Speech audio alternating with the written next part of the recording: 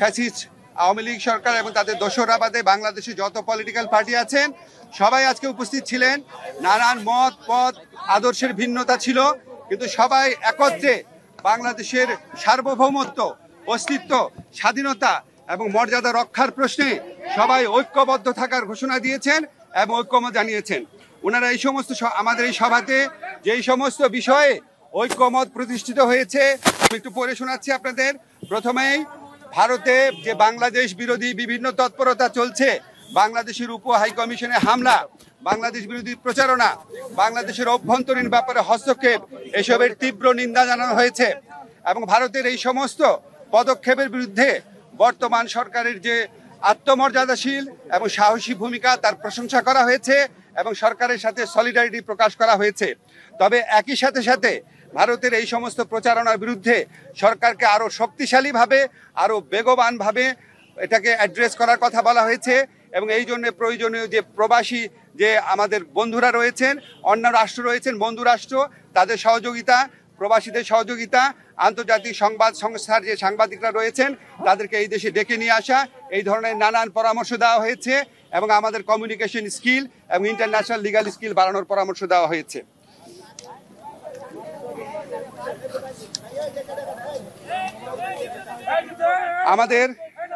আমাদের একই সাথে ভারতের সাথে বাংলাদেশের যত চুক্তি হয়েছে গত 15 বছরের ফ্যাসিস্ট শাসন আমলে সেটা প্রকাশ করার দাবি করা হয়েছে এবং একই সাথে রামপাল সহ বাংলাদেশের জন্য ক্ষতিকর যে সমস্ত চুক্তি আছে সেগুলি বাতিল করার দাবি করা হয়েছে।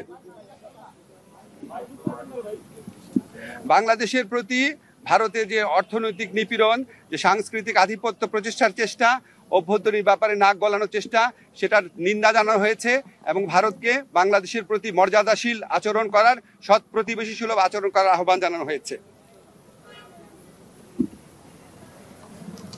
আচ্ছা, আমাদের এই পরিস্থিতি মোকাবেলায় ভারত বাংলাদেশ বিরোধী যে বিভিন্ন প্রচারণা চালাচ্ছে, এই পরিস্থিতি মোকাবেলায় সকল সম্প্রদায়ের মানুষের ভূমিকার প্রশংসা করা হয়েছে এবং সাম্প্রদায়িক সম্প্রীতি যে কোনো উস্কানির মুখে অটুট রাখার প্রত্যয় ব্যক্ত করা হয়েছে। সবশেষে সবাই একটা জিনিস বলেছেন যে আমাদেরকে আর শক্তিহীন, দুর্বল, নতজানু ভাবার কোনো অবকাশ নাই।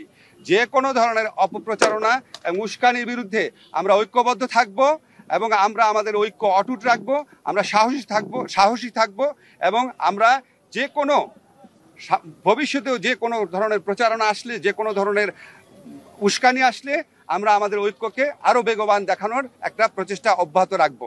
একই সাথে আমাদেরকে বলা হয়েছে, এটা প্রস্তাব আকারে আসছে যে আমরা যে গোটা জাতি এই যে ভারতের অপপ্রচারণার বিরুদ্ধে ঐক্যবদ্ধ রয়েছি, এই জন্য আমরা সবাই মিলে একটা সমাবেশ করতে পারি কিনা, সবাই মিলে একটা পলিটিক্যাল কাউন্সিল করতে পারি কিনা, এমনকি নিরাপত্তা কাউন্সিল করতে পারি কিনা, এই ধরনের প্রস্তাব আনা হয়েছে।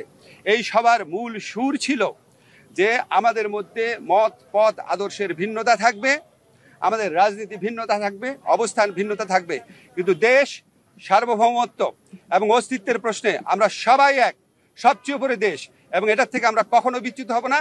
বাংলাদেশকে দুর্বল, শক্তিহীন, নতজানু ভাবার কোনো রকম অবকাশ নাই। এটা এই জাতীয় ঐক্যমতে, এটা একটা জাতীয় সমাবেশের মধ্যে দিয়ে, সকল রাজনৈতিক সমাবেশের মধ্যে দিয়ে এই বার্তা প্রকাশ করতে, এই বার্তা জানিয়ে দিতে বলা হয়েছে। আপনাদের ধন্যবাদ।